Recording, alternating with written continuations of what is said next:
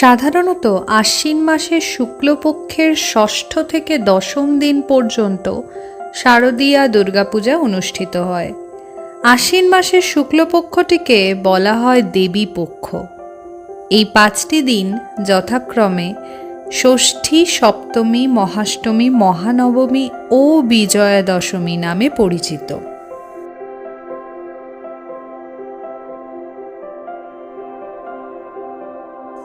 কালিকা পুরাণের মতানুসারে রাম ও রাবণের যুদ্ধের সময় শরৎকালে দুর্গাকে পুজো করা হয়েছিল।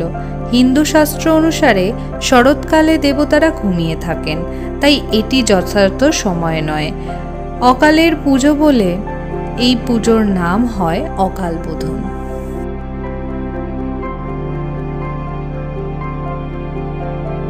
সবশেষে এই কটি লাইন দিয়েই ভিডিওটি শেষ করতে চাই। ओम सर्वमंगल मंगल्ये शिवे सर्वार्थ साधिके शरण्ये त्र्यंबके गौरी नारायणी नमस्तुते सृष्टि स्थिति विनाशनम शक्तिभूते सनातनी गुणाश्राये गुणामाये नारायणी नमस्तुते।